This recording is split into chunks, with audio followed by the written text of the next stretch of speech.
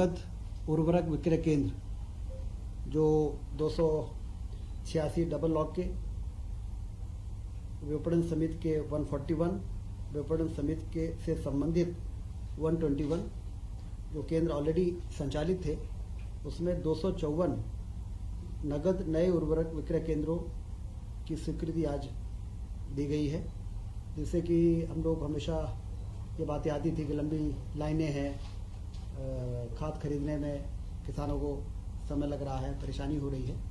तो एक बहुत बड़ी राहत इसे मिलेगी। 254 नए केंद्र खोले जाएंगे और ख़ास तौर से जो डिफ़ॉल्टर किसान हैं जिनको कि नगद में खाद मिल जाए, इसके लिए इस प्रकार के सेंटर की आवश्यकता थी।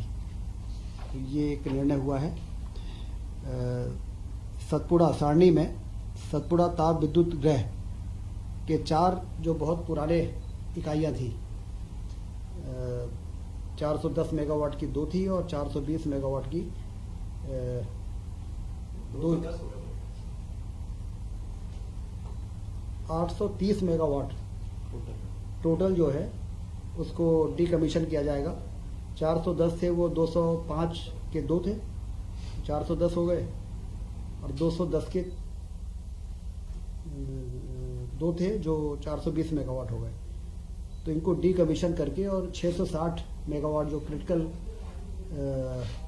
थर्मल पावर प्लांट कहलाता है, सुपर क्रिटिकल, जो इफिशिएंसी के मामले में सबसे बेहतर पावर प्लांट होते हैं, तो इसको रिप्लेस करके और 660 मेगावाट का पावर प्लांट लगाने की अनुमति दी गई है। ये भी थर्मल का ही होगा? थर्मल ही है। कोल लिंकेज ऑलरेडी है, तो ये जो पुराने 40 साल पुराने हैं जिनका पीएलएफ वगैरह बहुत कम हो जाता है, चलते चलते पुराने हो जाते हैं, सुपर क्रिटिकल में अलग से एलोकेशन की जरूरत नहीं पड़ेगी? ये अलग से एलोकेशन की जरूरत नहीं पड़ेगी? नहीं, कोल लिंकेज जो हमारा है उसी से ये पावर प्लांट लग जाएगा। मेडिकल कॉलेज में जो असिस्टेंट प्रोफेसरों की भर्ती की आयु सीमा 40 थी, उसको बढ़ा के 50 किया गया है, क्योंकि तेजी से मेडिकल कॉलेज खुल रहे हैं। और जो एसआर शिप करने की आयु सीमा है वो 45 है। एसआर शिप करने के बाद ही असिस्टेंट प्रोफेसर के लिए लोग अप्लाई कर पाते हैं, तो इसलिए 40 से 50 साल की आयु सीमा आज कैबिनेट ने बढ़ाई है, जिससे हमें असिस्टेंट प्रोफेसरों को मिलने की नियुक्ति में अब ज़्यादा आसानी हो जाएगी। पैरामेडिकल काउंसिल के जो अधिनियम भारत सरकार ने बनाए, उसके रूल्स अभी आ नहीं पाए हैं, इसलिए एमपी पैरामेडिकल काउंसिल के नियमों को एक बार फिर से यहाँ पर रिस्टेट किया गया है, जिससे कि हमारे 23-24 और 24-25 में एडमिशन और परीक्षाएं हम संचालित कर सकें। और जब भारत सरकार के रूल्स आ जाएंगे तो फिर उस रूल्स के आधार पर एडमिशन और परीक्षाएं हो सकेगी। तो ये भी एक महत्वपूर्ण निर्णय हुआ है पैरामेडिकल के क्षेत्र में। कोऑपरेटिव डिपार्टमेंट में जैसा कि आप सबको मालूम है कि पैक्स जो हमारी प्राथमिक सहकारी साख समितियां हैं, वो सारी की सारी कंप्यूटराइज हो चुकी हैं। हमारे रजिस्ट्रार ऑफिस डीआर और जेआर के ऑफिसेस को भी कंप्यूटराइज करके और पैक्स समितियों के साथ और हाउसिंग की जो सोसाइटीज़ हैं, प्राइवेट जो सोसाइटीज़ हैं, उनको इंटीग्रेट किया जा सके, सारी इन्फॉर्मेशन हमें समय समय पे और मिलती रहे। इसके लिए strengthening of cooperative through IT interventions, जिसमें 3.5 करोड़ 68 लाख रुपए खर्च होंगे। 60% भारत सरकार इसमें पैसा दे रही है और 40% स्टेट गवर्नमेंट लगाएगी। और इससे जो इंटीग्रेशन होगा आईटी का, उससे कोऑपरेटिव सोसाइटीज़ को चलाने में और उसकी मॉनिटरिंग में काफ़ी मदद मिलेगी। मध्य प्रदेश सिविल सेवा में महिलाओं की नियुक्ति के लिए 33% का जो रिजर्वेशन था उसको 35% किया गया है। बहुत ही महत्वपूर्ण निर्णय है महिला सशक्तिकरण की दिशा में कि अब मध्य प्रदेश में 35% रिजर्वेशन रहेगा नियुक्तियों में, सभी प्रकार की नियुक्तियाँ। एमपी गवर्नमेंट 33 से 35। सर ये जो एमपीबीएससी कंडक्ट करती है सिर्फ वो वाले या पीएससी और ईएसबी में जितनी भी नियुक्तियां होती हैं सारी। रीवा रीजनल इन्वेस्टर समिट बहुत सफल रही है।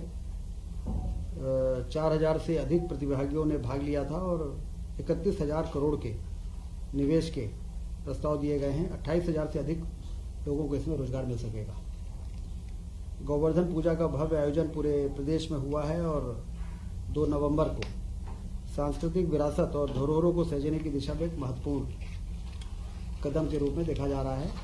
लोगों में काफ़ी उत्साह था इस पर। गोवर्धन पूजा में जिस प्रकार से सरकार ने आगे बढ़ के और लोगों के परंपरागत इस पर्व को में शासन ने जिस प्रकार से सहभागिता की है, उससे लोगों में बहुत उत्साह रहा और गौ संरक्षण गौ संवर्धन की दिशा में भी काफ़ी इसको ताकत मिली है।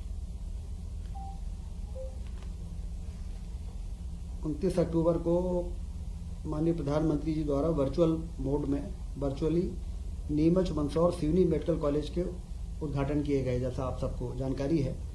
ग्वालियर में मानसिक आरोग्यशाला, मंदसौर में